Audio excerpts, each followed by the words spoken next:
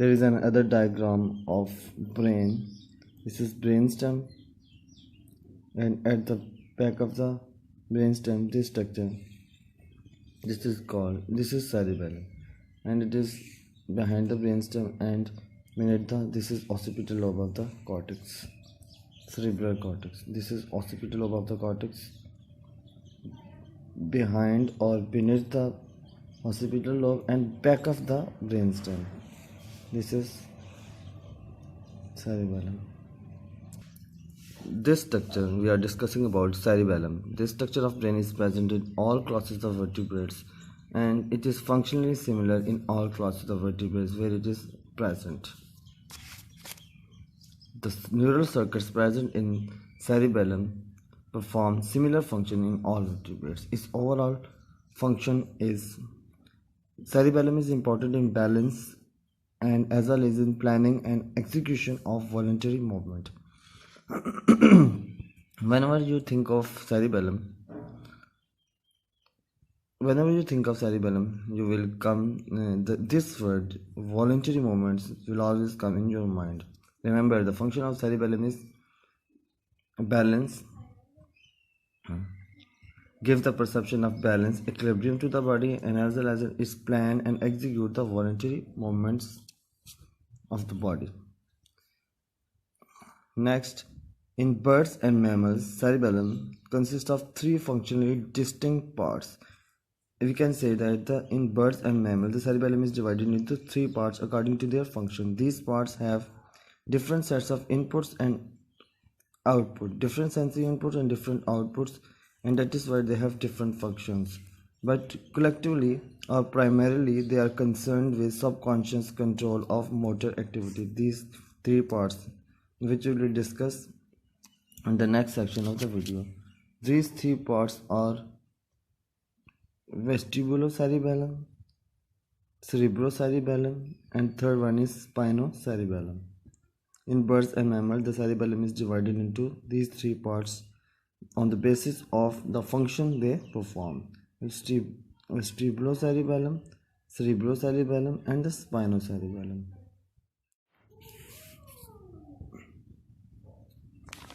This is a diagram, the cut section of a brain. This is brainstem.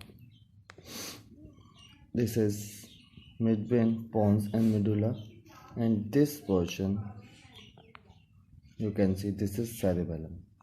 If there are a lot of neurons in this section, cerebellum, if we unfold this section, we can see the three distinct parts. We can see the three distinct parts we have discussed earlier.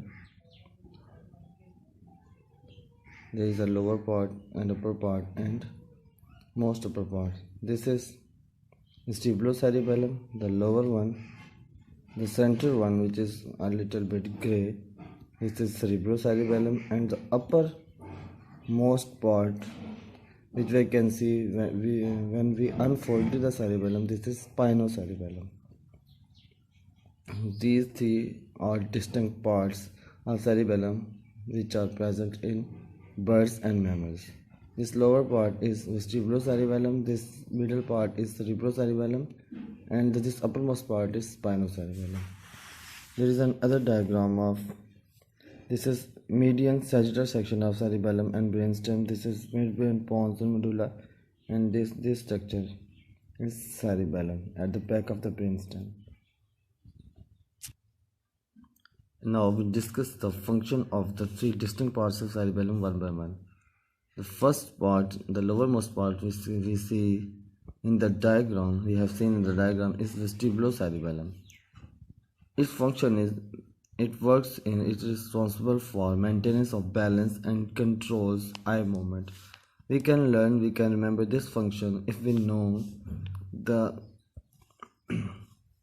first part of the name of this part of the cerebellum. The first part belongs to what region in our body?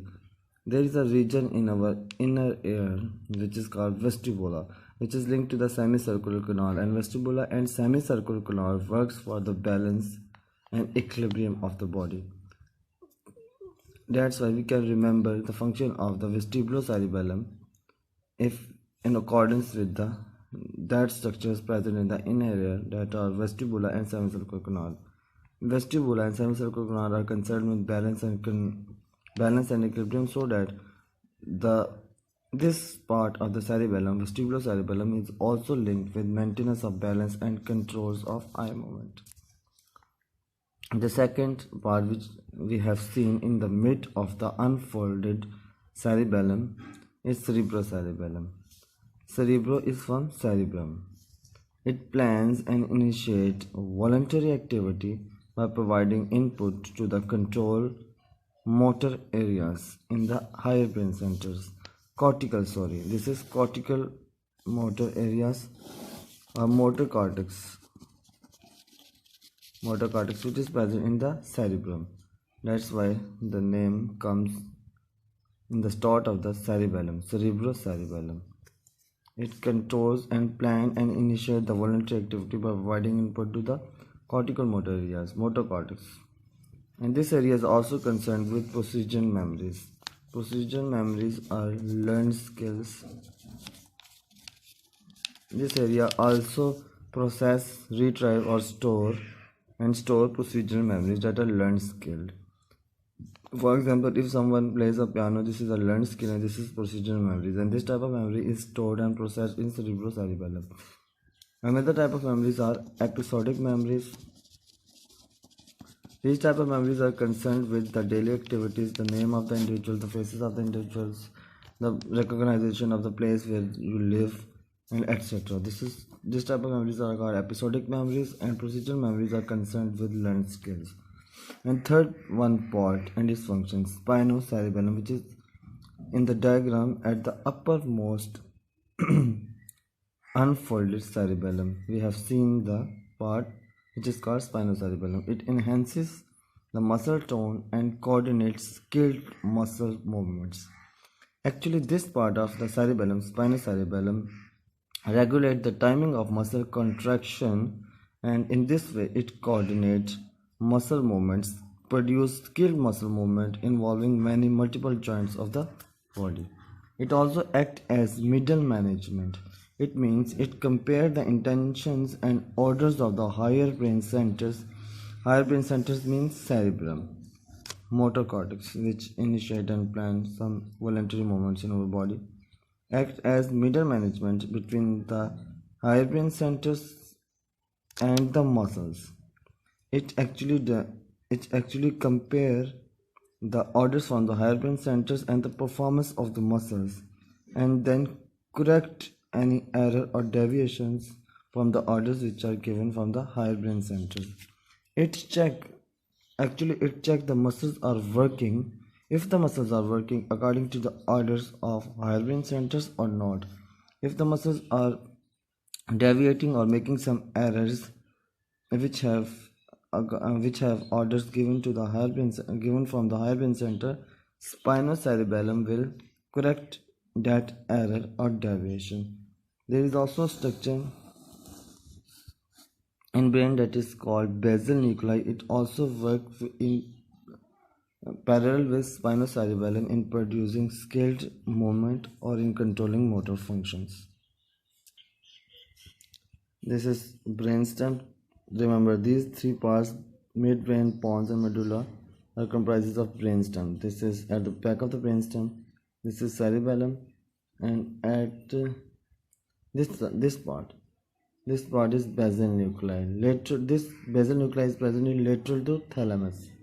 At the side of the thalamus, lateral to thalamus, this is present basal nuclei, and it works with parallel with spinocerebellum to control motor activity. This is for this lecture. I hope it will be helpful for you if you are searching for this lecture. I will meet you in the next lecture.